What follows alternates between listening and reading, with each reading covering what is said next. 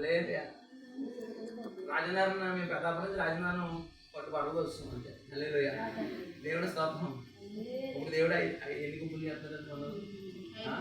5 గుంపులు. ఏ గుంపులు ఎన్నోటికి?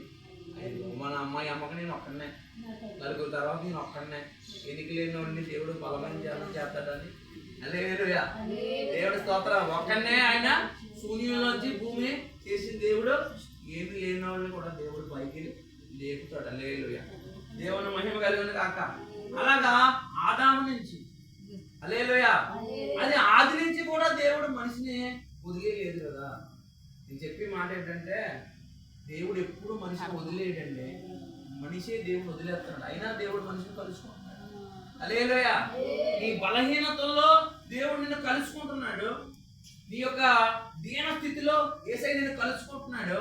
ప్రతి సమయంలో నిన్ను ధైర్యపరచడానికి, నిన్ను బలపరచడానికి నీ దగ్గరికి వస్తున్నాడు. హల్లెలూయా. కాబట్టి నువ్వు బలహీనంగా ఉన్నప్పుడు, నువ్వు మనసంతా కూడా బరువు ఎక్కువైపోయినప్పుడు, అయ్యా నాకు ఎవరున్నారయ్యా అంటే వెంటనే నీకు తోడున్నానమ్మా, భయపడకని చెప్పే దేవుడు మన యేసు ప్రభువు. హల్లెలూయా. కాబట్టి చూడండి, చివరికి హల్లెలూయా దావీదు ద్వారా తన ప్రజలని బలపరిచాడు. హల్లెలూయా. హల్లెలూయా. అప్పుడు కూడా మనుషులు మళ్ళీ త్రోవ తగిలిపోతే మళ్ళీ సొలొమోను పెట్టి, హల్లెలూయా, దావీదు సంతానం ద్వారా, హల్లెలూయా, అంటే యేసుక్రీస్తు ప్రభు ద్వారా ఇంకా దేవుడే మానవుడిగా వచ్చేసాడు. ఈ మనుషుల్ని పట్టుకోవడానికి, ఈ మనుషుల్ని ఒక కాపరి, చూడండి ఇప్పుడు ఒక కాపరికి 100 గొర్రెలు ఉన్నాయి అనుకోండి యజమానుడికి, అక్కడ కూలోడు రాడు అనుకోండి, ఏం చెప్తాడు? యజమానుడే వెళ్ళిపోతాడు. హల్లెలూయా. కూలోళ్ళకి లోపడకపోతే హల్లెలూయా యజమానుడే దిగొచ్చేసాడు. హల్లెలూయా. యజమానుడు దిగొచ్చేసి ఇప్పుడు ఏం చేస్తాను తెలుసండి? హల్లెలూయా. యజమానుడు దిగొచ్చేసి, హల్లెలూయా, ఇప్పుడు ఈ యజమానుడు ఎలాంటి వాడు అంటే ప్రయాణం ఇచ్చి గొర్రె ప్రయాణాన్ని కాపాడేవాడు.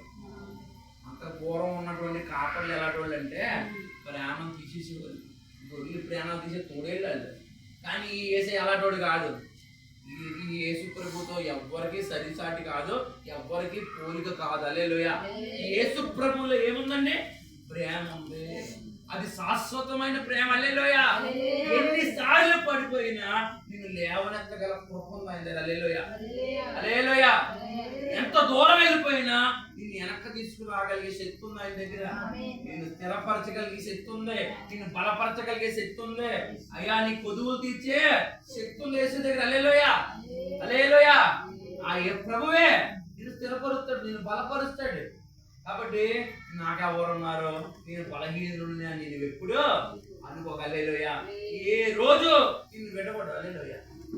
హల్లెలూయా. ఏ క్షణమో ఎడవడు. హల్లెలూయా. ఏ రోజు నిన్ను ఎడవని దేవుడు నీ యేసు ప్రభు. హల్లెలూయా. కాబట్టి యేసుక్రీస్తు ప్రభు వారు చివరికి తన ప్రాణాన్ని నీరులా ధారపోసాడు. హల్లెలూయా. హల్లెలూయా. మనందరం అంటండి వ్యసనాక్రాంతులము, వ్యాధిని అనుభవించే వాళ్ళు. హల్లెలూయా.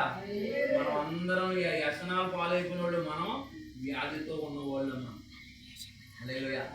చూసారండి, ఎప్పుడైనా బాగా వృద్ధులైపోయిన తర్వాత ఆ చిన్న మనవరాలకి ఎప్పుడైనా సరే మనం ఎంత చిన్న అట్టుముక్క ఏదన్నా చిన్న దాంట్లో దాచి ఆ పిల్లకి పెట్టాలని మనం పెడుతుంటే కొంతమంది తల్లులు ఏం చేస్తారు, నువ్వు పెట్టక, నువ్వు అంటుకోక, ముట్టుకోక, మా పిల్లలకి పెట్టద్దు అంటారు వాళ్ళు. హల్లెలూయా.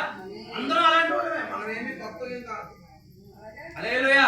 ఒక వ్యాధిగ్రస్తుని మనం చూసామంటే అక్కడ ఎంత అసహ్యమైన వాసన వస్తుందో, ఎన్ని డ్రెస్సులు ఉంటాయో, అలాంటి మనిషి దగ్గరికి వెళ్ళలే. అలాగే యేసు ప్రభువుని తునీకరించారంట. మన వ్యసనాలన్నీ ఆయన మీద పడ్డాయంట. ఆయన సొగసైనా లేదంట, సురూపమైనా లేదంట. నీ కొరకునే ఆయన, నా కొరకు, నీ కొరకు కూడా తన ప్రాణాన్ని దారిపోసాడు. అవమానాలు, నిందల్లో, అన్యాయపు తీర్పు పొందాడు. హల్లెలూయా. నిన్ను ప్రేమించి, హల్లెలూయా, నీ కొరకునే మరణం అయ్యాడు. హల్లెలూయా. నీ కొరకునే అతను రక్తం కాచాడు. హల్లెలూయా. శ్రమలు పొందాడు. నీ శ్రమలన్నీ ఆయన పొందాడు, నీ వ్యధలన్నీ ఆయన తీర్చాడు, నీ శాపాలన్నీ ఆయన పాపాడు. హల్లెలూయా. కాబట్టి నువ్వు ఎందుకు భయపడ్డావు? ఎంత గొప్ప దేవుడు ఉన్నాడు. హల్లెలూయా.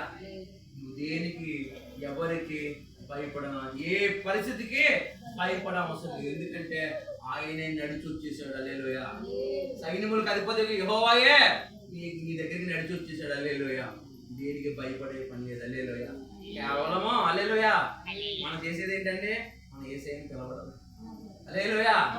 ఆయన పిలిచిన వాడికి ఏ లోటు లేదు. మన పరిస్థితులంగా కాదు చూడవలసిందే. హల్లెలూయా.